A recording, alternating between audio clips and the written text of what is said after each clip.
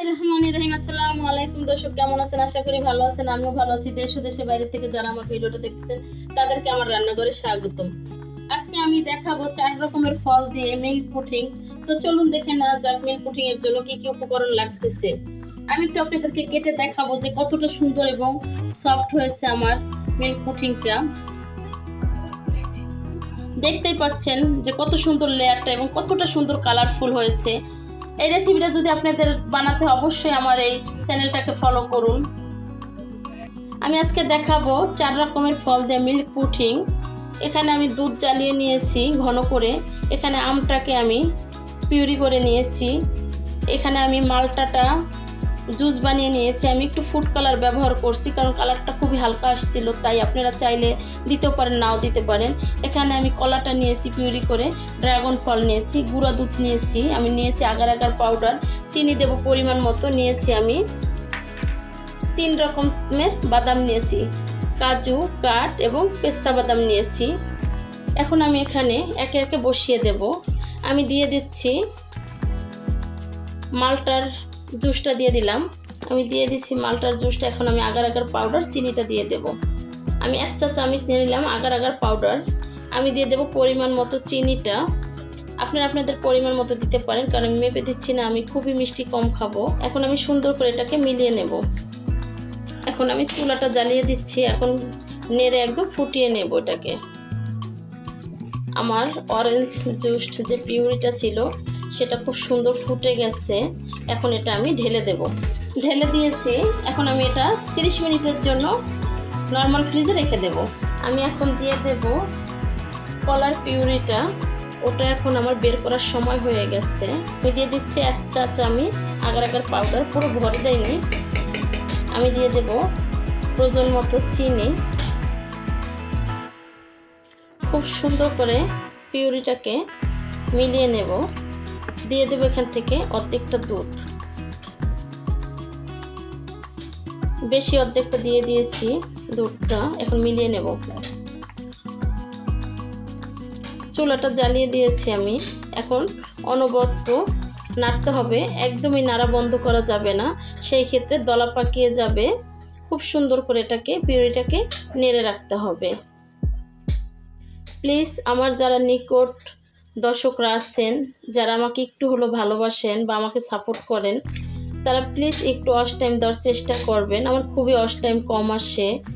যদি আপনারা এভাবে টেনে টেনে দেখেন, এটা আপনাদেরও ক্ষতি, আমার আরও বেশি ক্ষতি। চেষ্টা করি একটা মানুষের যেন উপকার হয়, ক্ষতি না হয়।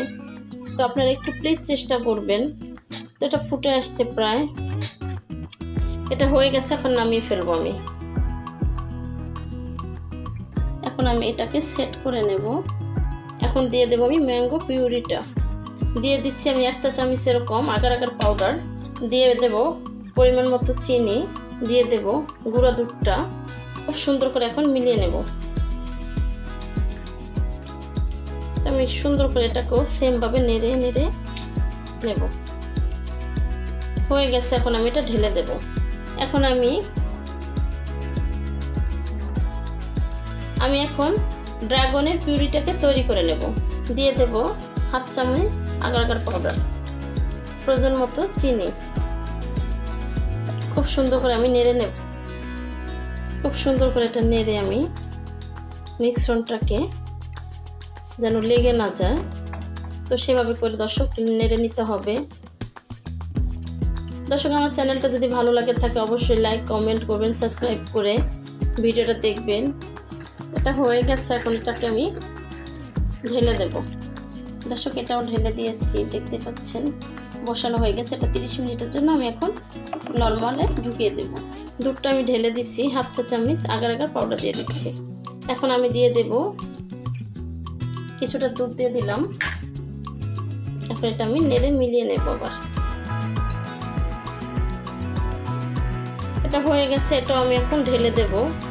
আধা ঘন্টা হয়ে গেছে ওটা আমার ফ্রিজে, বাট এখন এটা আমি ঢেলে দেব। ঢেলে দিচ্ছি আমি। এখন একটু আমি এভাবে করে একটু রং উঠিয়ে দেব যেন দেখতে একটু সুন্দর লাগে। যেহেতু ড্রাগনে প্রচুর পরিমাণে রং আছে, এখানে আমি সেই বাদামটাকে রোস্ট করে একটু ভেঙে নিয়েছি। এটা এখন আমি উপর দিয়ে ছিটিয়ে দর্শক, হয়ে গেল আমার 4 রকমের ফল দিয়ে মিল্ক পুডিংটা। দেখতেই পাচ্ছেন যে কত সুন্দর লেয়ারটা পড়েছে, আম, কলা, মালটা এবং মিল্কের লেয়ারটা কতটা ফুটিয়ে তুলেছে দেখতেই পাচ্ছেন। এরকম যদি ভালো লাগে অবশ্যই লাইক, কমেন্ট, শেয়ার করেন, সাবস্ক্রাইব করে দিয়ে আমার পাশে থাকবেন। এটা যদি বিয়ের অনুষ্ঠান অথবা গায়ে হলুদে আপনারা স্টেজ সাজান, ডাইনিং টেবিলে নতুন কোনো গেস্ট আসলে আপনারা সামনে দেন, তাহলে দারুণ হবে। এটা একবার বানিয়ে খেয়ে দেখেন, আপনি নিজের ফ্যান হয়ে যাবেন যে কতটা সুন্দর এবং কতটা আকর্ষণীয় হয়েছে দেখতেই পাচ্ছেন। তো দর্শক, আমার রেসিপিগুলো যাদের ভালো লাগে অবশ্যই লাইক, কমেন্ট, শেয়ার করুন, সাবস্ক্রাইব করে দিয়ে আমার পাশে থাকবেন। যারা ফেসবুক থেকে দেখতেছেন তারা ফলো দিয়ে রাখবেন। আজকের রেসিপি এই পর্যন্ত শেষ। দেখা হবে নতুন কোনো রেসিপি নিয়ে।